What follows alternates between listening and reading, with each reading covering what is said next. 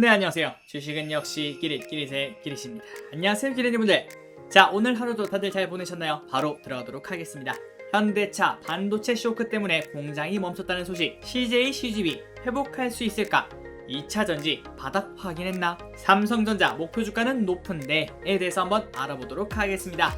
자, 매일매일 주린이를 위한 시황정리 3프로TV 경제뉴스 10분 정리 2021년 3월 30일 화요일입니다. 이제 하루만 지나면 벌써 3월이 끝나가는군요. 이번 한 달도 다들 잘 보내셨죠? 바로 들어가도록 하겠습니다. 자, 같이 공부하시죠. 렛츠 겟잇! 자, 오늘 장 정리입니다. 오늘 장은 괜찮았죠. 코스피가 1% 상승, 그 다음에 코스닥은 0.4% 상승으로 나쁘지 않았다 라고 생각을 해볼 수 있을 것 같습니다. 그리고 상승을 했으면 누가 샀을까요? 당연히 외국인과 기관이 쌍끌이 매수라는 걸 확인할 수 있고요. 반면 개인분들은 6천억 이상을 매도라는 것을 확인할 수 있습니다. 그리고 등락 종목을 보면 상승 종목이 이제 하락 종목보다 거의 2배 가까이 많았다라고 생각을 할 수 있을 것 같습니다. 자, 오늘 장도 모두 고생 많으셨습니다. 자, 그리고 오늘 같은 장 외국인과 기관이 열심히 매수를 하고 있죠. 그렇다면 우리의 연기금 혹시? 라는 생각을 해봤지만 그래도 조금 노력을 한 모습을 보여주고 있습니다. 267억만 매도라는 걸 확인할 수 있군요. 마치 그런 기분입니다. 우리 친구들 중에서 4가지가 없는 애들이 하나씩 있죠. 그런데 그 친구가 정말 작은 착한 일을 했는데 상대적으로 뭐야 천사 같아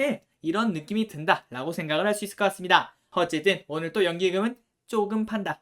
자, 그리고 내일이 이제 중요하죠. 지난주 주말에 말씀드렸다시피 이번 주는 전강 후약이 될 수도 있다라고 말씀드렸습니다. 그 근거는 별거 없었죠. 다만 이 차트 때문에 그런데요. 보시다시피 오른쪽으로 가면 갈수록 고점이 낮아지는 이런 모습을 보여주고 있고 그 다음에 그 고점 라인이 지금 딱 닿았다. 자, 그리고 이동평균선도 60일선에 지금 딱 위치한 걸 확인할 수 있는데 내일 만약에 이게 뚫고 올라간다면은 3100 이상에 한번 기회를 줄 수 있겠다라는 생각을 해볼 수 있을 것 같습니다. 과연 내일 장은 어떻게 흘러갈지 저 기릿은 상당히 기대를 하고 있습니다. 이렇게 오른쪽으로 가면 갈수록 조금씩 내려가는 이 박스를 뚫고 올라갔으면 좋겠군요. 자, 다음입니다. 오늘의 특징들 한번 보도록 할게요. 2차 전지인데요. LG화학, SK이노베이션. 오늘 LG화학은 뭐 그렇게 상승을 했다라고 볼 수는 없는데 SK이노베이션은 큰 상승을 해냈죠. 그래서 지난번에 말씀드렸던 대로 이렇게 떨어지는 칼날보다는 이렇게 오른쪽으로 기는 모습 여러분들이 쉽게 확인할 수 있을 것 같습니다. 그래서 이런 흐름이 나타나면 그때부터 분할 매수로 대응하면 안전한 투자의 확률이 꽤 높더라 라고 말씀드렸습니다. 자, 그래서 일단 여기까지 보면은 LG화학, SK이노베이션 이렇게 2차 전지 기업들이 이제 1차 하락은 어느 정도 마무리되지 않았나 라는 생각을 조금은 해볼 수 있을 것 같군요. 앞으로 이제 2차 전지가 이렇게 쭉 올라갈지 아니면 오른쪽으로 좀 더 기어갈지 그런 부분은 모르겠지만 어쨌든 그동안 마음고생 많으셨던 2차 전지 주주분들 이제부터는 좋은 흐름이 나와서 조금은 그 마음을 풀어줬으면 좋겠군요. 자, 그리고 다음 기업입니다. LG전자 오늘 8% 이상의 상승이 나와서 쭉쭉 오르나 보다 라고 생각을 했는데 차트를 보니까 아직도 갈 길이 멀었다 라는 걸 볼 수 있을 것 같습니다. 자, 오늘 그런데 이렇게 오른 이유가 뭔가? 오른쪽에 봤더니 자, LG전자 애플카 수혜 기대의 주가 강세라고 하고 있습니다. 애플카라는 말이 다시 나왔군요. LG전자와 전기차 파워트레인 합작 범위를 추진 중인 글로벌 3위 자동차 부품업체 마그나가 애플카 생산 의지를 밝히면서 LG전자 주가 강세라고 하고 있습니다. 자, 30일 외신에 따르면 스와미 코타기리 마그나 CEO는 마그나는 애플을 위한 차량을 제작할 준비가 되어 있고 기꺼이 그렇게 할 것이라며 계약에 따라 투자가 보장된다면 북미의 제조 공장을 증설할 의향도 있다라고 밝혔으며 이에 따라 LG전자와 마그나와 조이트 벤처로 설립한 LG 마그나 파워트레인이 주요 부품 공급사가 될 수 있다는 기대감이 커지고 있다고 합니다. 그러니까 마그나 CEO 갑자기 뻐꾸기를 날린 거죠. 뻐꾹뻐꾹. 그래서 이 기대감 때문에 주가가 8% 정도 상승한 것을 확인할 수 있고요. 그리고 한편 LG전자는 모바일 사업부를 매각한다는 결정에 지난해 말 주가가 급등했지만 최근 베트남 빈그룹과의 매각 협상이 결렬되는 등 난항을 겪으면서 주가가 매각 결정 이전으로 돌아왔다라고 하고 있습니다. 자, 그런데 LG전자가 이렇게 스마트폰 사업에 대한 입장을 번복할 여지는 크지 않다라고 하고 있는데요. 지난번에도 보셨다시피 LG전자 스마트폰 말 그대로 돈을 갉아먹는 사업이었습니다. 그렇기 때문에 결국 LG전자는 매각을 하든 아니면 철수를 하든 둘 중에 하나만 할 것이다 라는 시각을 볼 수 있었습니다. 자, 다음입니다. 요즘 흐름이 좋은 철강 주식이죠. 철강 주식의 대표 주자인 포스코, 현대제철, 포스코가 이렇게 쭉쭉 올라가는 우상향 중이다 라는 점을 알려드리도록 하겠습니다. 그리고 갑자기 이걸 왜 가져왔느냐? 오늘 저녁에 같이 공부할 기업이 바로 철강에 관련된 기업이거든요. 오늘 또 맛있는 저녁 드시기 바랍니다. 자, 오늘의 3%입니다. 오늘의 3%는 쉬어요. 자, 다음은 경제뉴스로 들어가도록 하겠습니다. 현대건설기계 중국에서 건설장비 2200대 수주 역대 최대 규모라고 하고 있군요. 자, 현대건설기계는 최근 중국 고객사들과 현지 진출 이후 역대 최대인 2,500억 규모의 건설 장비 2,200여 대를 수주하는 데 성공했다고 29일 밝혔다. 이달 초 중국 시장에 대형 굴착기, 수륙 양용 굴착기, 파일, 해머, 리퍼 등 13종의 신제품을 출시하며 현지 시장 공략에 집중하고 있으며 이번 대규모 판매 계약도 중국 내 건설 장비 수요 급증 분위기와 신제품 효과에 힘입은 것으로 알려졌다. 또한 지난해 중국 건설 장비 시장 전체 판매 대수는 약 29만 대로 통계를 시작한 2008년 이후 사상 최대라고 하고 있으며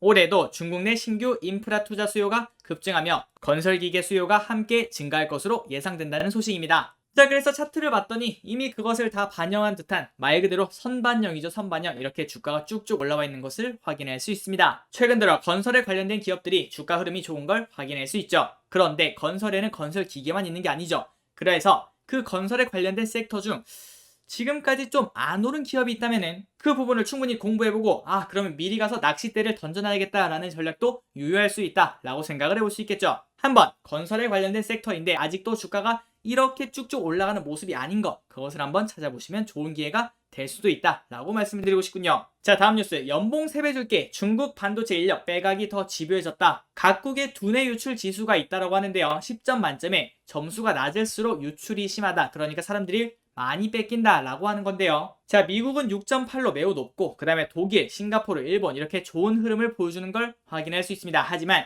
중국과 한국은 정말 낮은 걸 확인할 수 있죠. 그리고 우리나라는 한중일 중에 꼴찌인 걸 확인할 수 있습니다. 자, 내용을 보시면 중국 반도체 업체들의 인력 빼가기도 다시 고개를 든다. 지난해 공개 채용에 나섰다가 빚어졌던 논란을 의식한 듯 채용 공고를 자제하고 있지만 개별 물밑 접촉은 더 집요해졌다는 평가다. 국내 반도체 업계 연구원 A씨는 오래전 채용 사이트에 올려둔 이력서를 보고 중국 업체에서 헤드헌터를 통해 이직을 제안해왔다며 주변에서도 여러 연구원이 이런 제안을 받고 있고 일부는 국내보다 2배에서 3배 높은 연봉에 혹해 여전히 이직을 하는 경우가 상당하다라고 말했다고 하는군요.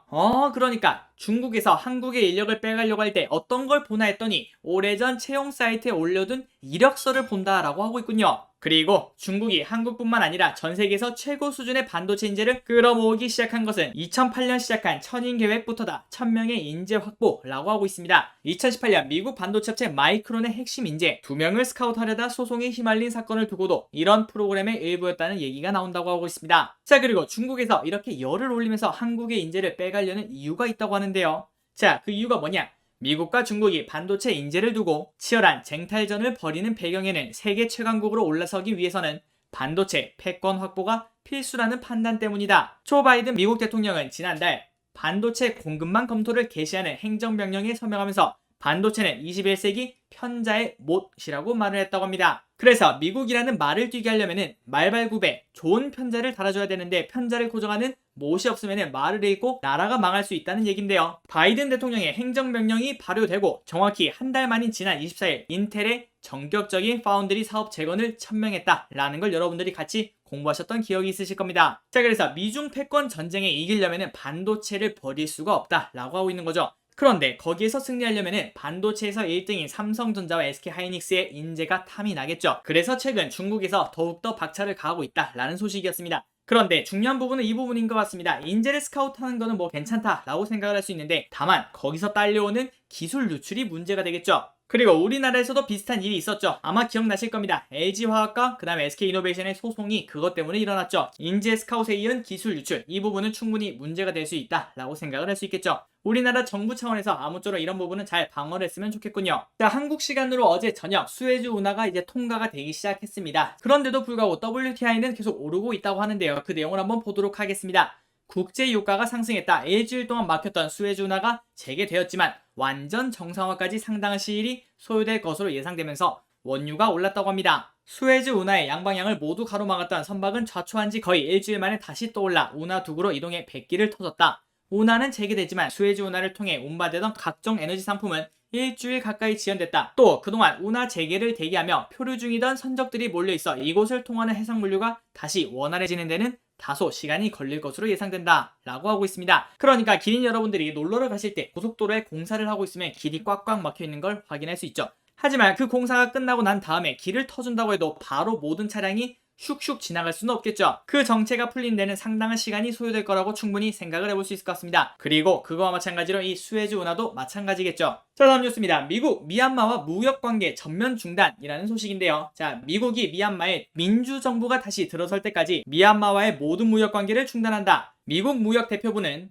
보도자료를 통해 2013년 미얀마와 맺은 무역투자 기본협정에 따른 미얀마와의 모든 교역관계를 중지한다고 밝혔다. 이번 조치는 즉각 발효이며 미얀마에 민주적으로 선출된 정부가 복구될 때까지 유효하다라고 하고 있습니다. 지금 현재 미얀마 군부가 평화시위대, 학생, 노동자, 의료진, 어린이를 살해하며 국제사회의 양심에 충격을 안겼다며 평화롭고 번영하는 미래를 원하는 국민들에 대한 직접적 공격 행위라고 비판했다. 그리고 미얀마 군부는 작년 총선이 부정선거라고 주장하면서 2월 1일 쿠데타를 일으키고 아웅산 수지 국가고문을 비롯한 여권 인사들을 구금했다라는 걸 알려드리도록 하겠습니다. 자, 그러니까 미얀마에서 쿠데타가 일어났고 그 쿠데타가 학생, 평화시위대, 노동자, 의료진, 어린이를 살해하고 있으니까 이거는 민주적으로 선출된 정부가 아니다 라고 판단했다는 소식이죠. 그래서 미국에서는 미얀마와 민주정부가 다시 들어설 때까지 모든 무역을 중단한다 라는 소식이었습니다. 자, 다음 뉴스입니다. 바이든, 김정은 만날 의향 없어 접근 방식이 다를 것이라고 발표했다는 소식인데요. 자, 미국 백악관은 조 바이든 대통령이 김정은 북한 국무위원장을 만날 의향이 없다고 밝혔다. 이날 브리핑에서 바이든 대통령이 북한과 일정한 형태의 외교에 준비되어 있다고 했는데 여기에 김 위원장과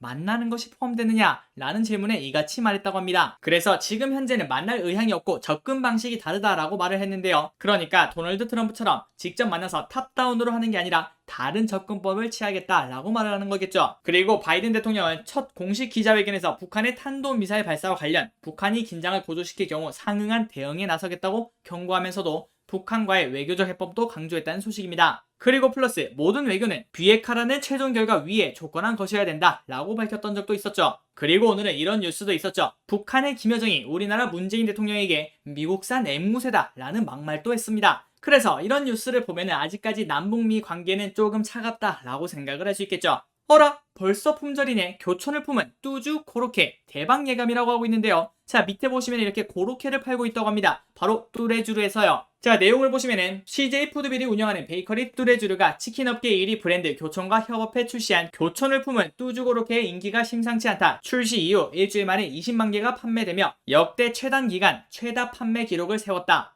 치킨 브랜드와 이색 만남으로 화제를 모은 이번 제품의 인기 요인은 당연 맛이다. 대표 상품인 교촌 오리지널 고로케와 교촌 레드 고로케는 교촌 치킨의 교촌 시리즈와 레드 시리즈를 고스란히 품은 맛이다. 뚜레쥬르 내부에서는 닭 한 마리를 먹는 것 같다 라는 소감이 줄을 이룰 정도로 그렇게 맛있다고 하는데요. 혹시 드셔보신 분 계신가요? 저 기릿도 한번 뚜레쥬르 가서 꼭 먹어봐야 될 것 같습니다. 저 기릿은 치킨을 정말 좋아하기 때문이죠. 자, 그래서 뭔가 광고 같은 기사긴 하지만 계속 읽어보도록 하겠습니다. 자, 고로케 안을 풍성하게 채운 닭고기에 교촌치킨 대표 메뉴인 교촌 시리즈와 레드 시리즈에 비법 소스를 넣었고 고로케 겉면에는 한층 바삭한 식감을 내는 쌀 크런치 토핑을 얹었다. 맛있겠다. 이 SNS에서는 빵과 치킨이 만났는데 맛이 없을 수 없다. 트위터에는 별기대 없이 먹었는데 한 입 먹고 행복해졌다. 고로케가 옛날 통닭같이 생겼다라는 후기가 생겼다고 합니다. 혹시 드신 분 있다면 그 후기를 꼭 적어주시면 감사하겠습니다. 저 길이 또 가서 꼭 먹어보도록 할게요. 자, 그래서 오랜만에 뚜레쥬르는 아니지만 교촌 F&B 차트가 어떤지 해서 한번 갖고 와봤습니다. 이렇게 바닥을 다지는 모습을 확인할 수 있군요.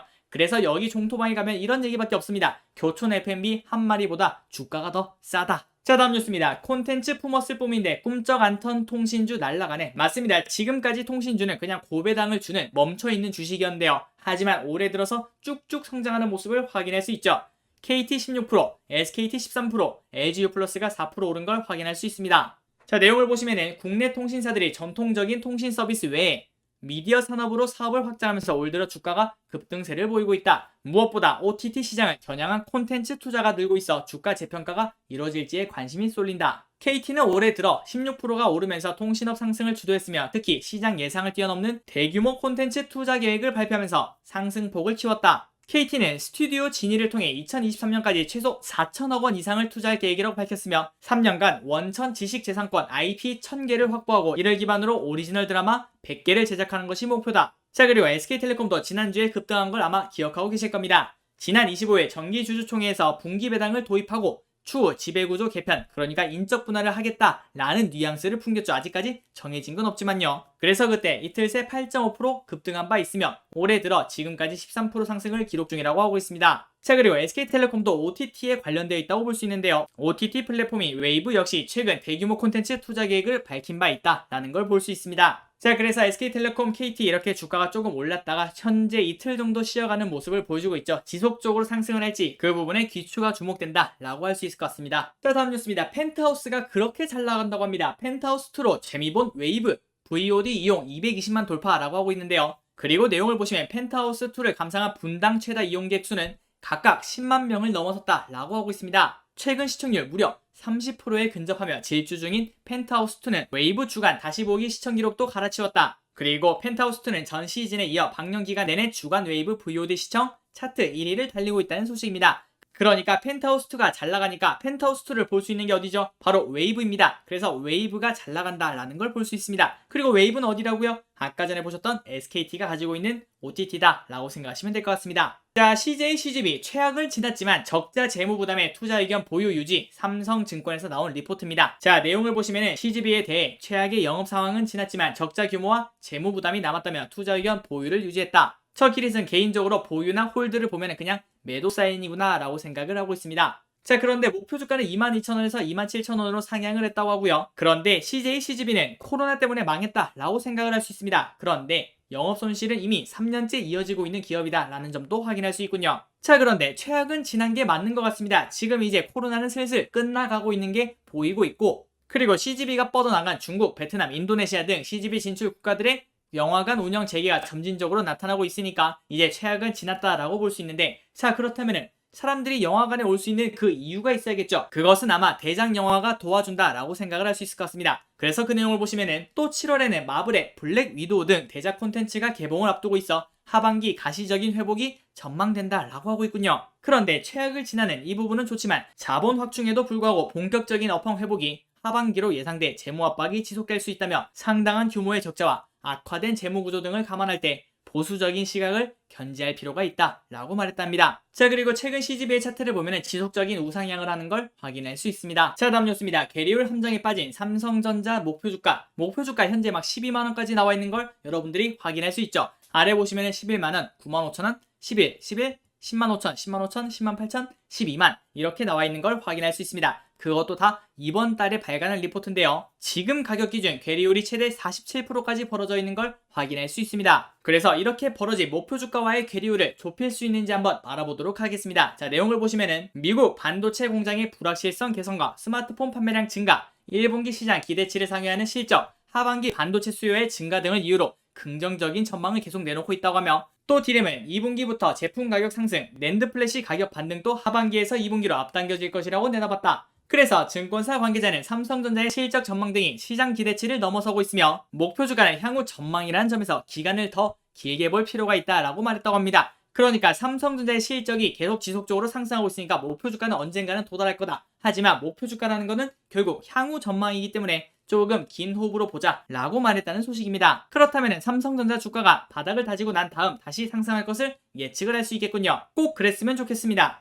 자, 마지막 뉴스입니다. 자동차 반도체 쇼크, 현대차 울산 공장 멈춘다, 아이오닉5 감산이라는 소식인데요. 자, 내용을 바로 보도록 하겠습니다. 현대차는 다음 달 7일부터 14일까지 전방 카메라 반도체와 PE 모듈 수급 차질에 따라 코나와 아이오닉5 생산을 담당하는 울산 1공장을 휴업키로 했다고 30일 밝혔다라는 소식입니다. 그러니까 이제 예전부터 공부했던 차량용 반도체 공급난이 현대차에도 쇼크를 매겼다라고 볼 수 있겠죠. 자, 그리고 현대차의 차트는 지금 현재 떨어지는 칼날이 끝나고 이제 반등을 하고 있는 그런 모습을 살짝 보여주고 있습니다. 이제 이대로 한 2-3일 정도가 지나면은 조금 1차적으로 하락이 마무리되었구나 라고 생각을 해볼 수 있겠죠. 현대차 주주분들은 조금 더 힘을 내시기 바랍니다. 자, 지금까지 경제 뉴스를 한번 공부해봤습니다. 오늘 또 저기릴과 같이 공부해주셔서 정말 감사합니다. 지금까지 기리셨습니다. 감사합니다.